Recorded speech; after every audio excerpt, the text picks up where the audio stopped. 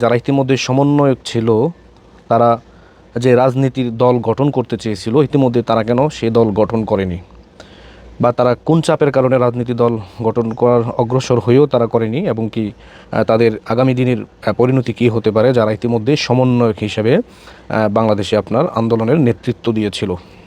আমরা যদি ধরি যে যারা ওয়ান টাইম ইউজ করতে চায় তারা কিন্তু ওয়ান টাইম ইউজ করে, সেটাকে কিন্তু তারা কখনো আপনার কন্টিনিউ করে না। আপনাকে যদি ইউজ করার মন চায় তাহলে কিন্তু ইউজ করে আপনাকে ফেলে দিবে। রাজনীতি এমন একটা জিনিস, সেখানে কিন্তু মানুষ ব্যবহার হয়। এখন যদি এই পরিস্থিতিতে যদি আমরা একটি বিষয় বিশ্লেষণ করি যে বাংলাদেশ আওয়ামী লীগের বড় বড় সমাবেশগুলোতে কারা গিয়েছিল, কোন নাগরিকরা গিয়েছিল, ওই সময় তো কিন্তু দল ক্ষমতায় ছিল না। এরকম কিন্তু আমার চোখে অনেক পড়েছে যারা পরিবার বিএনপি ছিল, তার পরিবার থেকেও দুই তিনজন লোক সবসময় আপনার আওয়ামী লীগের বিভিন্ন মিটিং মিছিলে কিন্তু তারা গিয়েছিল। কিন্তু দেখা গেছে কি 5 তারিখের পরে আপনার তারা কিন্তু পোল্টি মারছে যে তারা একদম খাস বিএনপি বা তারা জামাত বা তারা অন্যান্য দল, তার মানে তারা আর আওয়ামী লীগে নাই। এখন প্রশ্ন হচ্ছে যে তারা কেন গেল আগে, এখন কেন তারা পোল্টি নিচ্ছে? আমাদের দেশ হচ্ছে একটি জোয়ার ভাটার দেশ, যেখানে আপনার যখন জোয়ার আসে তখন মানুষ স্রোতের বিপরীত মানে স্রোতের দিকে কিন্তু গা ভাসায়, এবং কি যখন বালু পরিস্থিতি দেখে তখন বালুর দিকে কিন্তু তারা গা ভাসানোর চেষ্টা করে, তারা কখনো আপনার পিছনে ফিরে তাকায় না। এখন প্রশ্ন হচ্ছে যারা ইতিমধ্যে সমন্বয়ক ছিল তারা কেন রাজনৈতিক দল গঠন করতে গিয়েও করে নাই?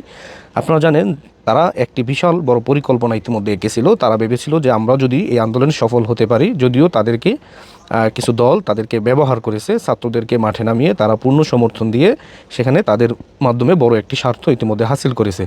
কিন্তু তারা ভাবলো কি যে ওনারা যদি সংসদে যেতে পারে তাহলে আমরা কেন যেতে পারবো না, আমরাও যাব। তার মানে তাদের রাজনৈতিক দল গঠন করার একটা চিন্তাভাবনা আসলো। তখন দেখা যাচ্ছে কি বাংলাদেশের এত পুরনো যেই বিরোধী দলগুলো রয়েছে তাদেরকেও দেখা গেছে কি তারা কেন পাত্তা দিচ্ছে না বা তাদেরকে গোনাই ধরতেছে না। তারা কিন্তু তাদেরকে সহ হুমকি দিয়ে দিচ্ছে, যারা ইতিমধ্যে সমন্বয় আছে বা দায়িত্বে যারা রয়েছে তারা কিন্তু বিরোধী দল যারা তাদেরকেও কিন্তু হুমকি দেয় যে নৌকা বিদায় করছি ধান চাষ করার জন্য না, নাঙ্গল দিয়ে হাল চাষ করার জন্য না। এরকম তারা কিন্তু কটু কথা ইতিমধ্যে বিভিন্ন রাজনৈতিক দলকে তারা কিন্তু ইতিমধ্যে বলছে।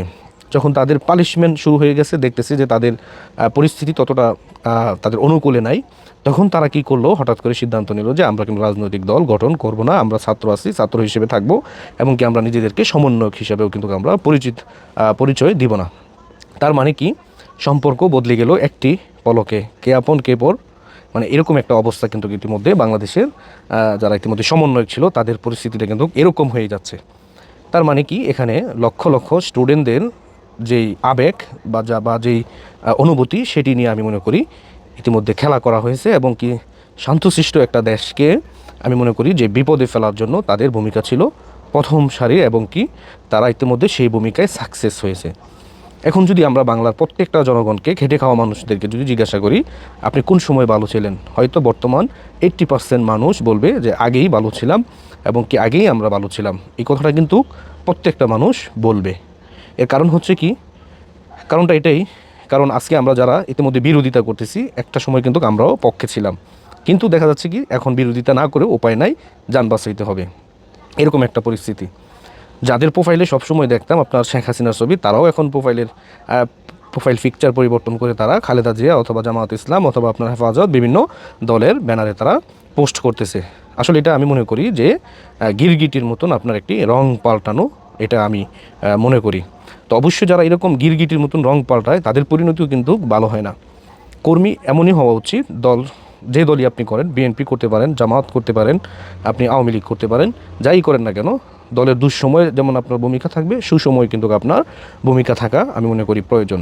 তো যারা ইতিমধ্যে সমন্বয়ক ছিল তারা দেখতেছে যে ইতিমধ্যে আমাদের আর কোনো পাঠ বাংলাদেশে নাই। আপনারা ইতিমধ্যে যে লক্ষ লক্ষ ছাত্র জনতা একত্রিত করেছেন, এখন যদি আপনারা ডাক দেন 5 লাখ লোক কিন্তু আপনারা একত্রে হাজির করতে পারবেন না আমি মনে করি, এবং কি এটাই বাস্তব, মানে বাস্তব চিত্র এটাই।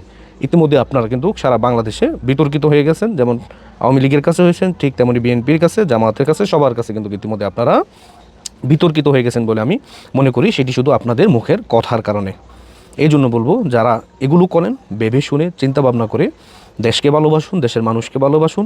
এই দেশ আমার, আপনার, সবার, যাতে করে এই দেশ সুন্দরভাবে এগিয়ে যায় সেই চিন্তাধারা করে কিন্তু আমাদের ভবিষ্যৎ রাজনীতি করতে হবে এবং কি সুন্দর একটি জাতি গঠনে আমাদের সবাইকে কিন্তু ঐক্যবদ্ধ ভূমিকা পালন করতে হবে। ভালো থাকবেন, সুস্থ থাকবেন। আসসালামু আলাইকুম।